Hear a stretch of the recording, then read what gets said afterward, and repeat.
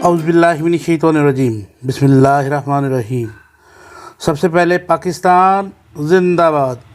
प्यारे बच्चों, आज हम यूनिट नंबर 11 इसकी एक्सरसाइज सॉल्व करते हुए बी पार्ट पे पहुँचे हैं और बी पार्ट है हमारे पास reading and critical thinking. Reading and critical thinking में जो हमारे पास पहला क्वेश्चन आ रहा है वो है रीडिंग कंप्रीहेंशन। तो रीडिंग कंप्रीहेंशन में आंसर दीज क्वेश्चंस। पहला सवाल है why was Sara not happy. दूसरा क्वेश्चन है what is a fun fair. और तीसरा क्वेश्चन है why should we always help each others. प्यारे बच्चों, ये 3 क्वेश्चन बहुत इम्पोर्टेंट हैं आपके एग्ज़ामिनेशन पॉइंट ऑफ व्यू से, क्योंकि ये वो सवाल है जो आपके एग्ज़ाम में अक्सर आपसे पूछे जाते हैं। तो मेरे प्यारे बच्चों ने इन क्वेश्चन को ज़रूर याद करना है और इनके आंसर्स आपने लिखने हैं। तो हर बार की तरह इस बार भी मैंने ये आंसर्स लिख कर रखे हुए हैं ताकि मेरे बच्चों को कोई परेशानी ना हो। तो हम टाइम वेस्ट किए बिना अपने क्वेश्चंस पे चलते हैं। पहला क्वेश्चन, इसे हम थोड़ा सा कर लेंगे छोटा ताकि नज़र भी आए। ये इतना ठीक है जी। Why was Sara not happy. पहला क्वेश्चन आंसर है जी इसका, Sara was not happy because her father lost his job and she couldn't buy her a new dress for fun fair. उनके स्कूल में फ़न फेयर हो रहा था और वहाँ पर सब बच्चों ने नए सूट पहन के जाने थे। सारा के अब्बू की जॉब ख़त्म हो गई थी, उसके पास पैसे नहीं थे कि वो नया सूट ख़रीद सके, इसलिए सारा हैप्पी ना थी, सारा खुश ना थी। Why was Sara not happy. Clear प्यारे बच्चों? मैं दोबारा बता देता हूँ।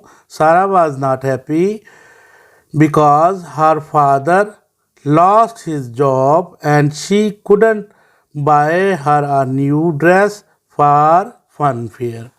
तो प्यारे बच्चों, दूसरा क्वेश्चन है what is a fun fair. Fun fair क्या था? फन फेयर स्कूल में एक मेला था जिसमें बच्चों ने रंग बिरंगे कपड़े पहन के आने थे। उस दिन बगैर बुक्स के आना था। मुख्तलिफ स्टॉल लगे होंगे, बच्चे आएंगे, खेलेंगे, कूदेंगे, खाएंगे, पिएंगे, गप्पे लगाएंगे और वापस चले जाएंगे। इसे कहते हैं फ़न फेयर। और ये हर साल एक दिन बच्चों का फ़न फेयर होता है। ये एक बच्चों का मेला होता है जी। तो इसका आंसर है fun fair is a fair with lot of fun. बेहद मज़ा होता है।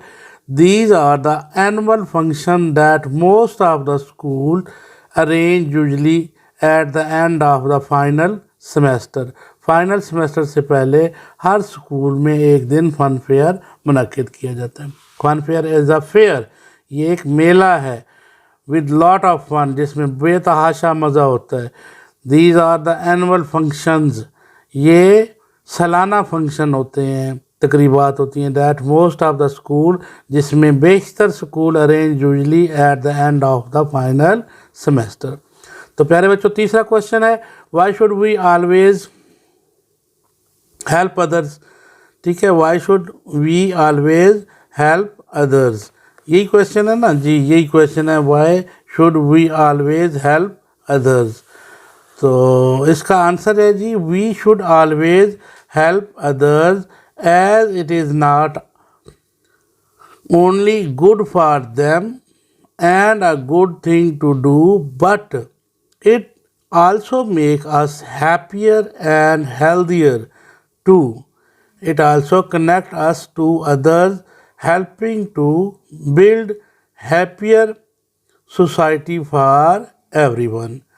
तो प्यारे बच्चों, ये था आज हमारा 3 क्वेश्चन आंसर्स। ये आप लोगों ने लिख लेने हैं और फिर याद करने हैं। तो अब हम बढ़ते हैं नेक्स्ट क्वेश्चन की तरफ। तो नेक्स्ट हमारे पास एक छोटा सा नोट है और ये नोट आपने याद रखना है। ये क्या है नोट? इसे हम थोड़ा सा बड़ा करके देखते हैं जी नोट को। नोट है जी हमारे पास, note taking is a study skill. Note taking एक स्टडी की स्किल है, एक महारत है। Use to highlight important information, जिसमें हम इम्पोर्टेंट इन्फॉर्मेशन को हाईलाइट कर लेते हैं, अंडरलाइन कर लेते हैं या हाईलाइटर से उस पॉइंट को रोशन कर लेते हैं ताकि हमें मेन अहम बात समझ आ जाए।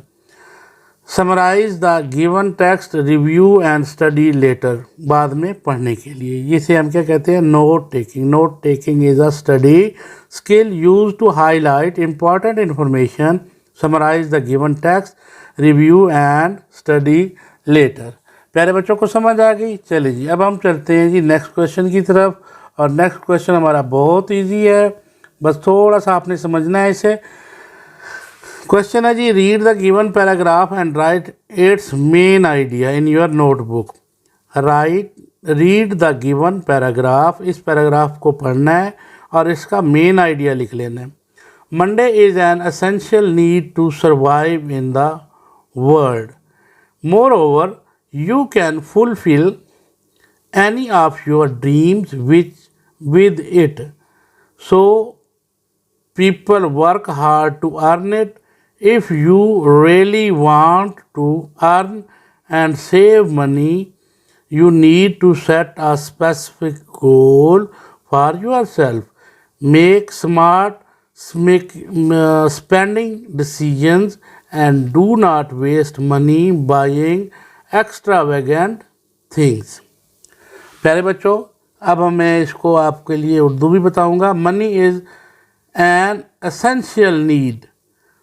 रकम, पैसे, रुपया, पैसा जो होता है, दौलत। Money is an essential need, ये ज़रूरी, बहुत ज़रूरी चीज़ है to survive in the world, इस दुनिया में रहने के लिए। दुनिया में रहने के लिए हमारे लिए पैसे बहुत ज़रूरी हैं।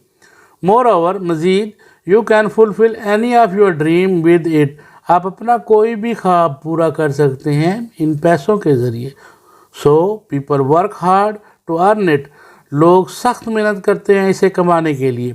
If you really want to earn, और अगर आप भी वाकई इसे कमाना चाहते हैं, एंड सेव मनी, और रकम को महफूज करना चाहते हैं, ज़ख़ीरा करना चाहते हैं, बचत करना चाहते हैं, you need to set specific goals.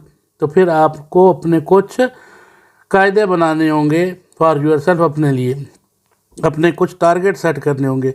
Make smart spendings. Smart spendings, अपने अखराजात जो हैं वो स्मार्ट कर दें, शार्ट कर दें, जो ज़रूरत की चीज़ें सिर्फ वही लें। Decisions and do not waste money, और ज़्यादा रकम ज़ाया मत करें। बाइंग एक्स्ट्रावेगेंट थिंग्स, गैर ज़रूरी, एक्स्ट्रावेगेंट गैर ज़रूरी चीज़ें, जो हम घरों में गैर ज़रूरी चीज़ें ख़रीद लेते हैं, उनसे हमें इज्तनाब करना होगा अगर हमने रकम बचानी है। तो बेटा, इसका मेन आइडिया जो है वो मैंने आप लोगों के लिए लिख के रखा हुआ है ताकि मेरे बच्चों को कभी भी कोई इशू ना हो। मेन आइडिया आपने ये लिख लेना है। The main idea of the paragraph is money and its uses. The main idea of paragraph is money and its uses. A specific goal is required to earn and save money, so money must be spent smartly and must not be wasted. Clear प्यारे बच्चों? चले जी, अब हम चलते हैं next page पे और देखते हैं कि उस पेज में हमारे लिए क्या चीज़ है जी। तो प्यारे बच्चों, ये हम थोड़ा सा बड़ा कर लेंगे इसे आपके लिए। तो प्यारे बच्चों, यहाँ पे अगर आप गौर से देखें हम सब, तो fill in the blanks correctly. The school was arranging a fun fair. Fill in the blanks में क्या आएगा? Fun fair. The school was arranging a fun fair. तो दूसरे फिल इन दी ब्लैंक्स में क्या आता है? Sarah's father could not buy her a new. Fill in the blanks में हम लगाएंगे dress. Sarah's father could not buy a new dress.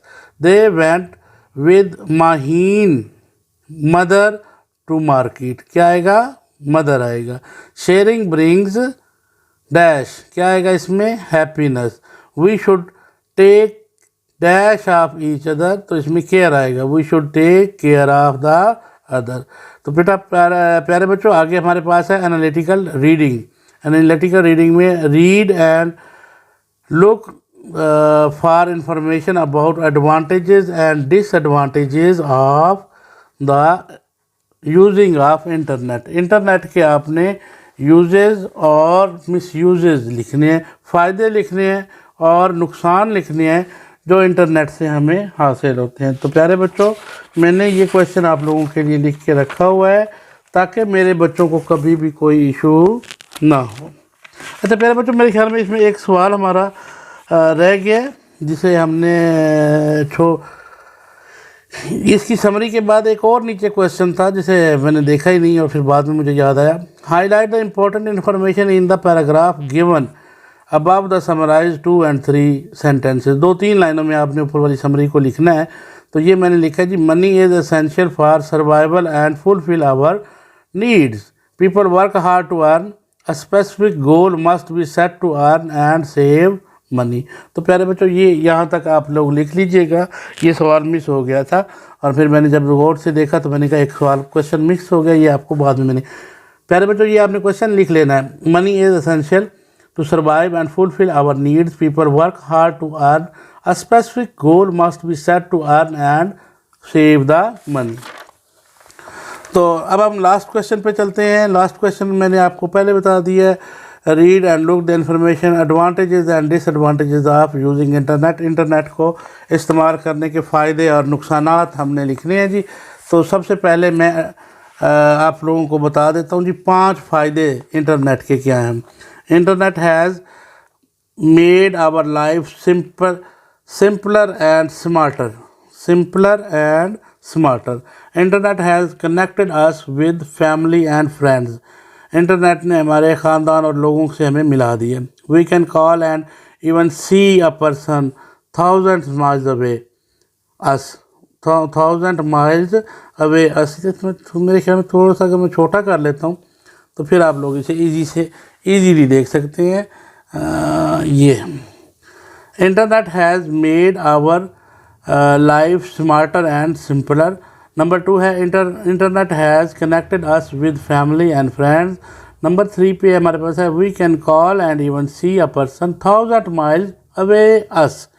चौथे नंबर पर है internet tells us about roads and addresses.